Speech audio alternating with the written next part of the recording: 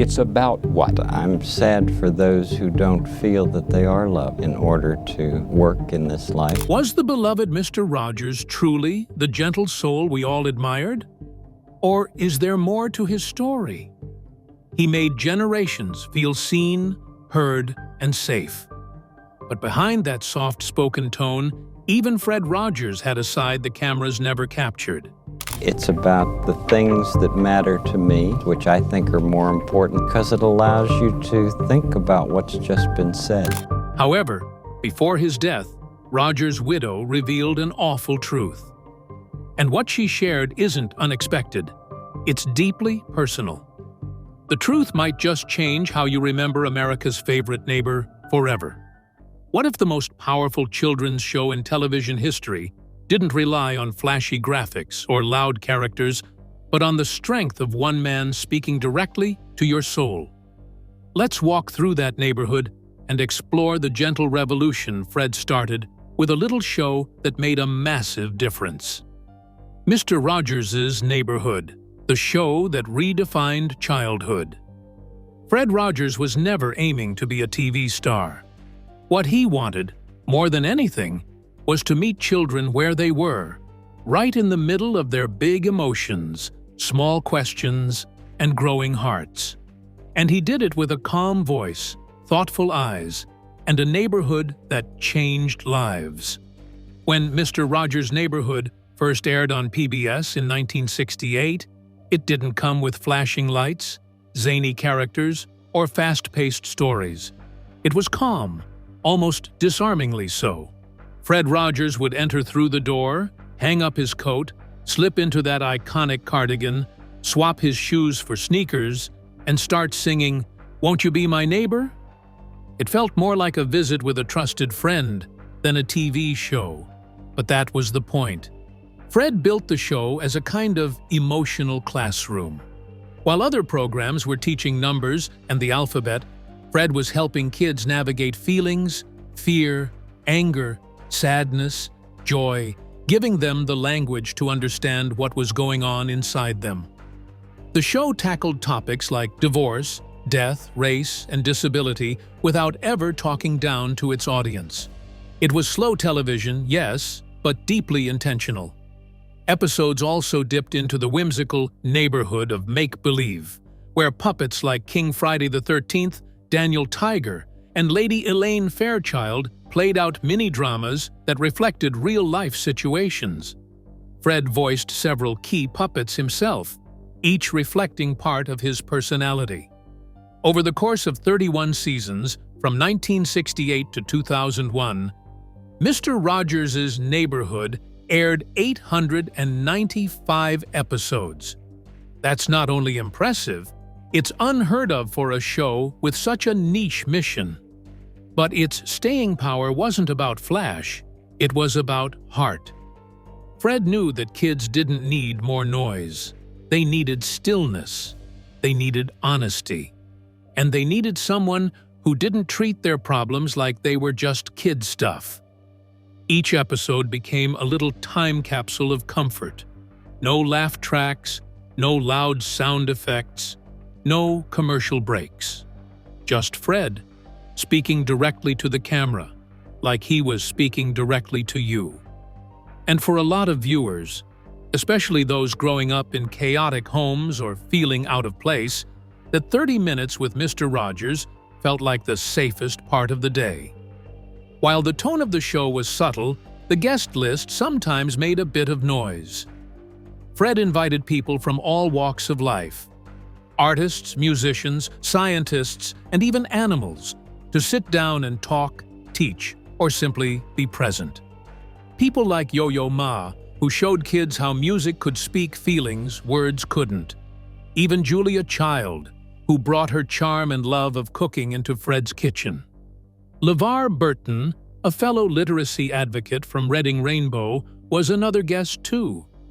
David Copperfield, who added a little magic to the neighborhood. Tony Bennett, offering his smooth vocals and genuine warmth.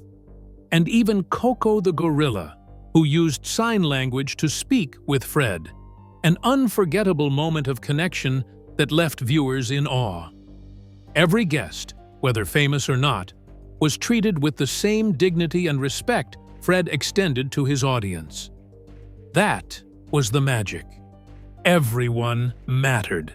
The television industry took note. Over the years, Mr. Rogers' Neighborhood earned plenty of recognition, including 4 Daytime Emmy Awards, honoring its excellence in children's programming, 55 Emmy nominations, showing just how consistent and impactful the show remained. The Cine Golden Eagle Award for outstanding educational content like Let's Talk About Going to the Doctor. And in 1997, Fred was honored with a Lifetime Achievement Award at the Daytime Emmys. During his acceptance speech, he famously asked the crowd to take 10 seconds of silence to think about the people who helped them become who they are. The entire room went still. It wasn't about the trophies, though. For Fred, the true reward was knowing children felt loved and understood. Even after the show ended in 2001, Mr. Rogers' Neighborhood lived on in the heart of viewers. Thanks to streaming platforms and YouTube, new generations of kids continue to discover his calm voice, his gentle wisdom, and his cardigan-clad presence. And shows like Daniel Tiger's Neighborhood, produced by Fred Rogers Productions, carry on his mission with new stories and new characters, built from the same foundation of emotional honesty and kindness. Fred once said, "The greatest gift you ever give is your honest self." That's exactly what he gave for over 3 decades. And in Mr. Rogers' Neighborhood, that truth never goes out of style. To really understand Fred Rogers, you have to meet the woman who stood beside him through it all. Their story is quite surprising. Who was Joanne Rogers? Before the name Mrs. Fred Rogers ever made it into headlines, Joanne Bird was writing her own story, and it was anything but ordinary. Born in 1928 in Jacksonville, Florida, Joanne grew up in a home that valued curiosity, music, and meaningful conversation. Her parents weren't flashy or wealthy, but they were thoughtful and determined. Her father was a traveling salesman, and her mother, a stay-at-home mom, who often kept the house running with love and structure. From an early age, Joanne learned how to speak up when it mattered, and how to listen even more. Music quickly became more than a hobby for Joanne. It was her language. By the time she was in grade school, she was already making waves as a piano prodigy. She didn't play to impress. She played because it made her feel alive. Classical music, jazz, cornemuse, folk tunes, she explored them all.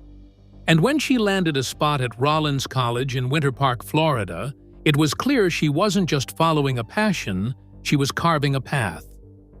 At Rollins, Joanne majored in music performance and quickly stood out not only for her technical skill, but for the soul she brought to every piece. Her professors saw it. Her classmates felt it. Whether she was performing solo or accompanying others, she had an ability to connect and draw people in with notes that seemed to say more than words ever could. But Joanne wasn't the kind of person who needed a spotlight. She was never chasing fame. What she valued more were people, deep friendships, honest conversations, a sense of community. She could light up a room with her laughter, but she also knew when to lean in and ask the kind of questions that made you pause. After college, she continued her studies at Florida State University and eventually made her way to Pittsburgh to study at Carnegie Tech, now Carnegie Mellon, where she further sharpened her skills and pushed herself creatively. This chapter of her life was all about growth as a musician, yes, but also as a woman discovering who she wanted to be in the world. She also gave back as a teacher. In the 1950s, she taught at Chatham College's Preparatory School of Music, sharing her knowledge and passion with young students. Later, in the early 1970s, She spent 4 years teaching at Carlow College. Beyond teaching, Joanne was an accomplished concert pianist.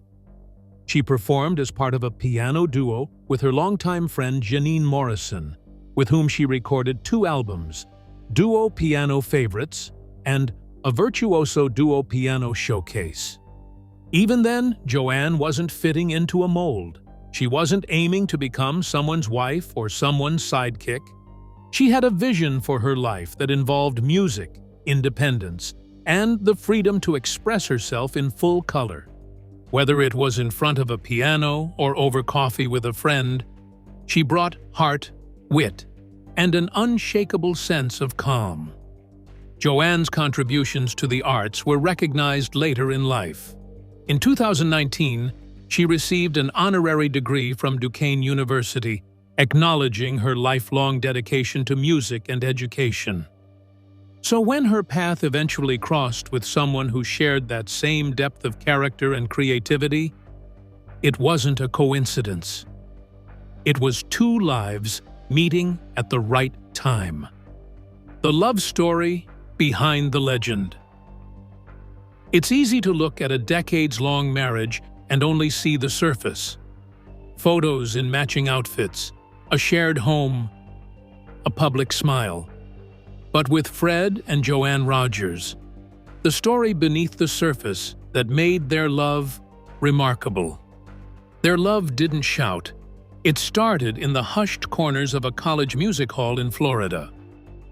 Fred and Joanne first crossed paths at Rollins College in the late 1940s. Both were music majors, both deeply dedicated to their craft, and both, unknowingly, about to become the most important person in each other's lives. Joanne wasn't the type to be dazzled easily. She had grown up with music in her veins and a sharp mind that cut through pretense. What caught her attention wasn't Fred's charm or his future potential. It was the way he listened, really listened, and the way he treated people with a softness that felt rare. Even then, their connection grew in practice rooms, piano labs, and over shared recitals. They weren't a couple built on candlelight and grand gestures. They built something far sturdier, a partnership rooted in shared rhythm, intellectual connection, and emotional safety.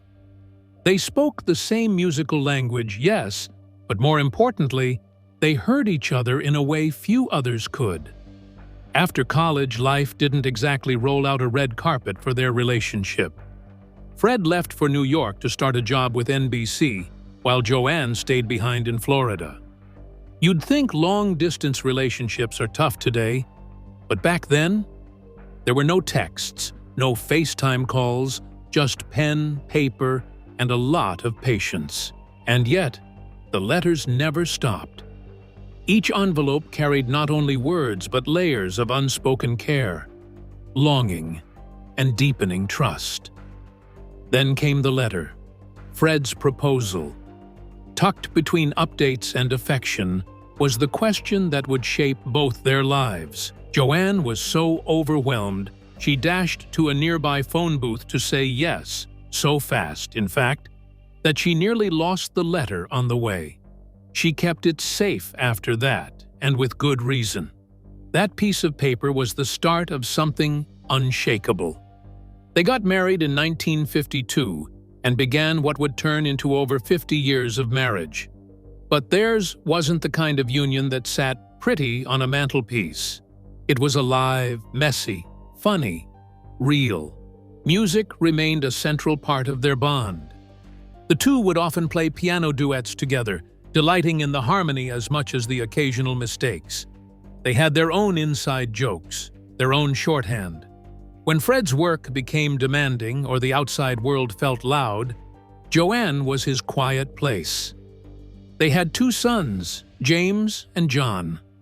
Life at home was structured but warm. Joanne wasn't just the mother of Fred Rogers' children, she was the emotional backbone of the family. She protected his space, made room for his process, and also challenged him when needed. She understood his silence, his routine, his deeper layers that few ever saw. And perhaps most importantly, she didn't try to change him. People often assume Fred Rogers was simple. Kind, yes, but also uncomplicated. But those who really knew him, Joanne especially, understood that he was layered. He carried the weight of others' pain. He worried deeply about doing enough, being enough. Joanne was the one person who truly understood that. She held his complexities without fear and gave him permission to be both tender and flawed. Even as Fred became a beloved public figure, their marriage remained grounded. They didn't live for applause or attention. They lived for mornings filled with music, laughter that bubbled out during mundane moments, and the kind of companionship that's built on being fully known and still loved. What they shared wasn't a fairy tale, and that's exactly what made it beautiful. Behind the legend was a love story built on effort, respect, and an unshakable bond. And while the world saw Mr. Rogers as the gentle icon in a cardigan, Joanne knew the man behind the camera. She saw his worries, his fears, his discipline. She knew what the world didn't, and she kept those parts sacred. And maybe, just maybe, that's the real magic in their story. Not that it was perfect, but that it was real, and they chose it, over and over, for more than 5 decades. While the cameras rolled, he was the neighbor we all adored. But once the lights dimmed, a different Fred would quietly emerge. The public persona versus the private man. When you hear the name Fred Rogers, what's the first picture that pops into your head? Probably a calm man in a soft cardigan, tying his shoes, and talking directly to you like you mattered more than anything else in the world. His voice was slow and steady, like a lullaby. His words felt safe. For so many people, Fred wasn't simply a TV host, he was the voice of comfort in childhood. A gentle guide through tough feelings. And for years, people have believed that what you saw on Mr. Rogers' Neighborhood was the real Fred. No act, no filter. And for the most part, that was true. Fred Rogers lived what he taught. He believed in kindness and practiced it daily, even when no cameras were rolling. His friends and co-workers backed this up time and time again. But what makes his story more powerful isn't how perfect he was, it's how he wasn't. Joanne Rogers, Fred's wife of more than 50 years, once said that while her husband really was as kind as people say, he was no saint. Not in the sugar-coated, untouchable way people sometimes imagine. She knew the real man, the one who got tired, who sometimes struggled, who dealt with stress and doubt like the rest of us. According to her, the kind-heartedness was genuine, but it took effort. Fred chose to be kind. He worked at it. There's something incredibly honest about that. On the outside, Fred seemed effortlessly calm, but inside, there was an unassuming discipline shaping every move. He kept routines, like swimming every morning and weighing himself daily to make sure he stayed at 143 pounds. That number meant something to him. 1 letter for I, 4 for love, 3 for you. A small ritual with a big message. But living up to that image, the idea of always being gentle, always being thoughtful, came with pressure.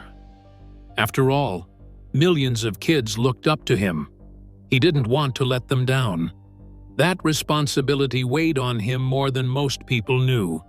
And while he never complained about it publicly, Joanne saw the toll it took on him. She witnessed the tired days and subtle moments of self-doubt. She also saw the moments where their marriage faced its own tests.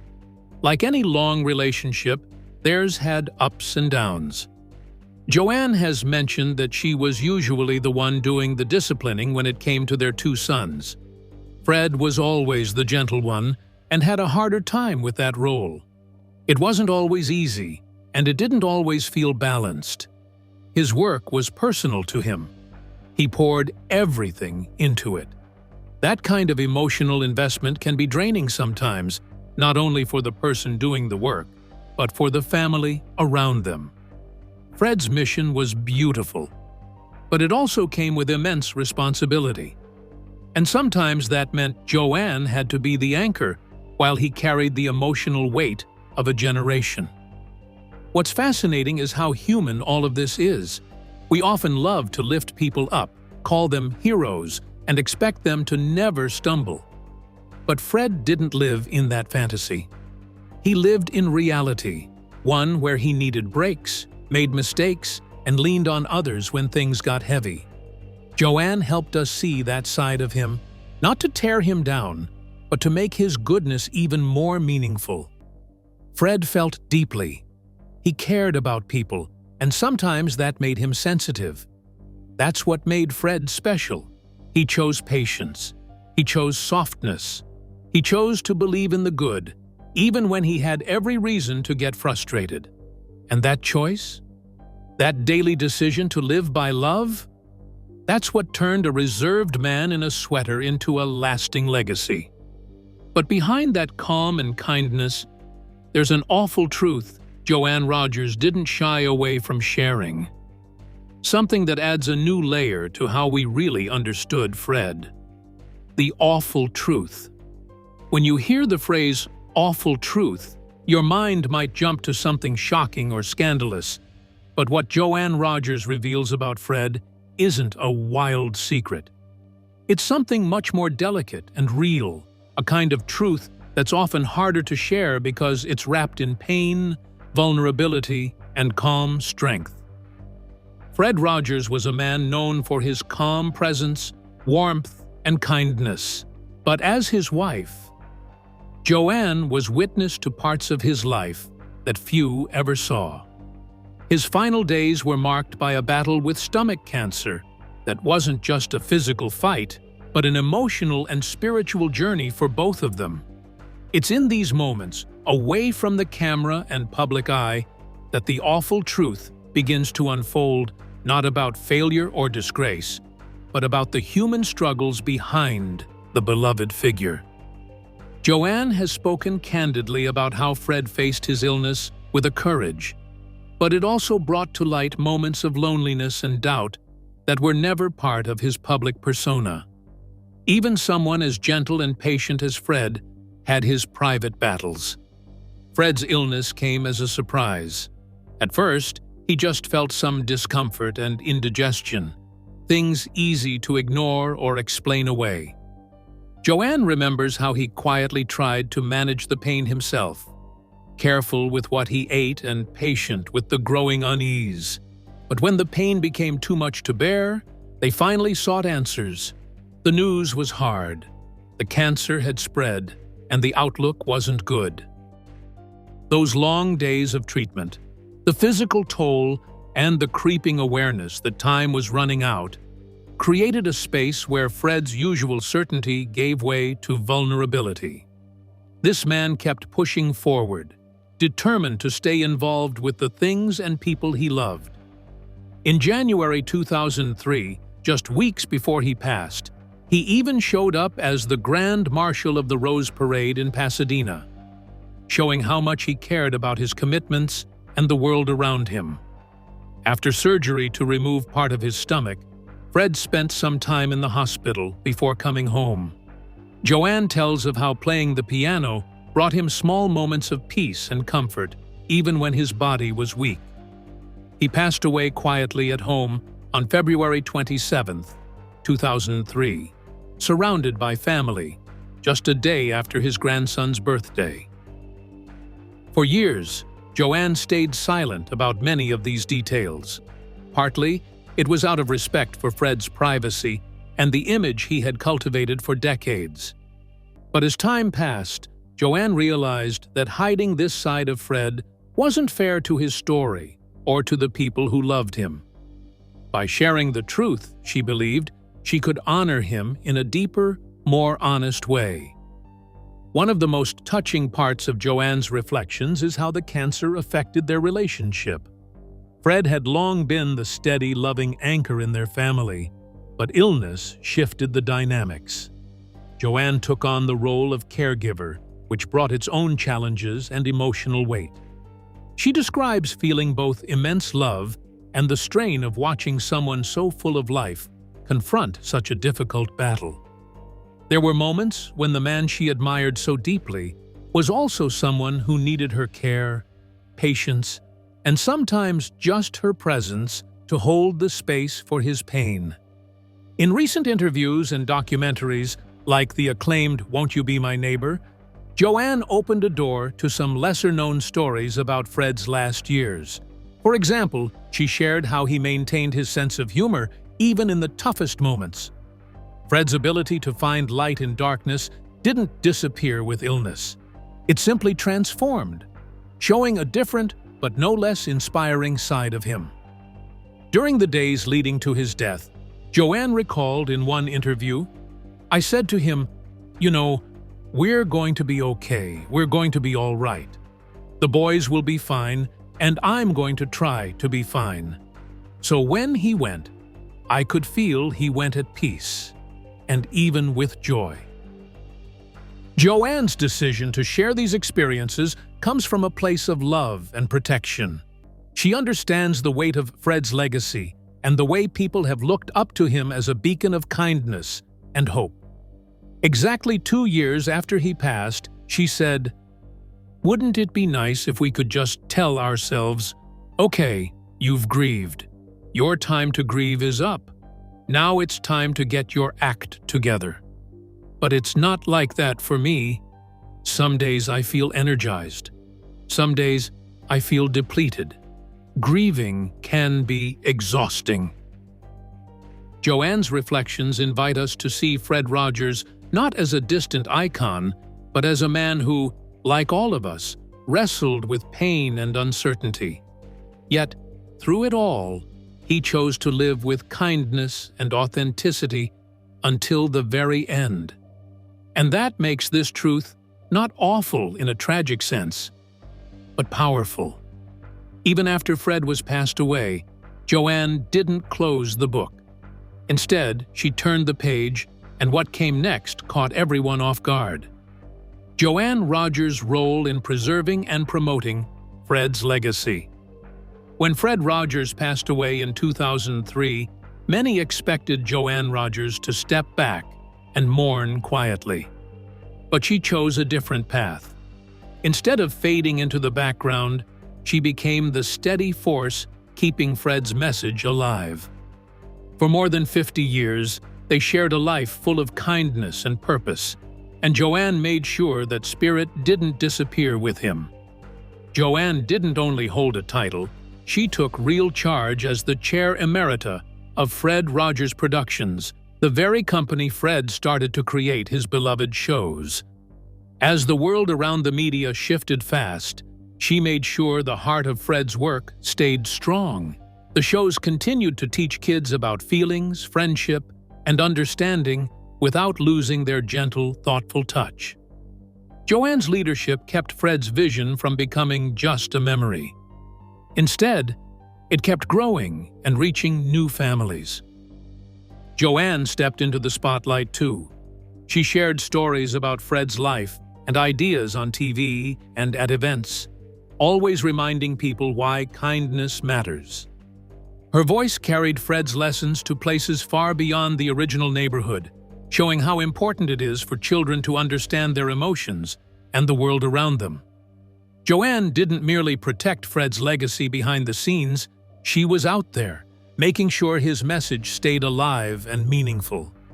If you saw the 2019 movie, A Beautiful Day in the Neighborhood, you might have noticed Joanne herself playing a small but memorable role.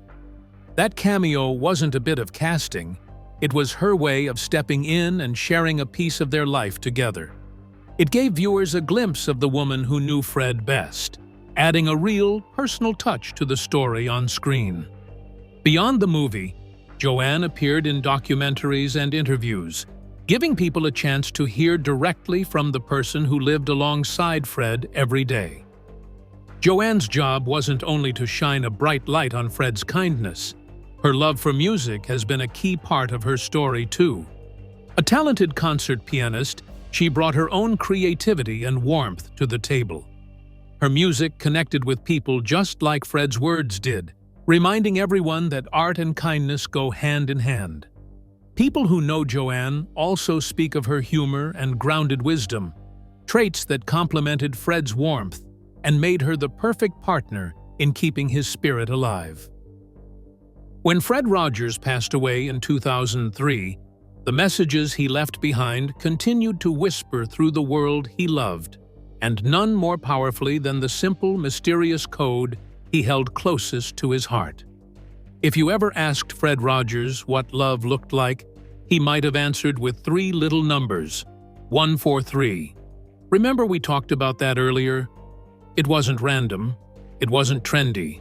To Fred, 143 meant I love you, 1 letter in I, 4 in love, 3 in you. Simple, elegant, and powerful. It's the kind of message you don't shout, you live it. And that's exactly what he did. Fred didn't just talk about love. He wove it into the fabric of his daily life. He even kept his weight at exactly 143 pounds for most of his adult life. It's rare to see someone take a symbolic number and build their life around it. Fred was very intentional in every step, every word, every silent pause between sentences. And that number didn't stop with him. In 2019, the state of Pennsylvania, his home state, decided to honor his legacy in a way that felt perfectly Fred. They officially made May 23rd 143 Day, because it's the 143rd day of the year. The idea was to do something kind, say something thoughtful, be a good neighbor. Joanne later passed away on January 14, 2021, at the age of 92, in their Pittsburgh home. She was surrounded by loved ones, just as Fred would have wanted. She's survived by their 2 sons, and a legacy just as heartfelt and enduring as Fred's. Together, Fred and Joanne weren't flashy. They didn't need to be. They believed that love was calm, consistent, and transformative. And sometimes saying, I love you, only takes 3 numbers. So now that Joanne Rogers has broken her silence, could it be that behind Fred Rogers' gentle smile, there was an awful truth he quietly carried to his grave and the world chose to ignore? Tell us what you think in the comments section. Be sure to like, share, and subscribe. For more videos like this, tap on the next video on your screen.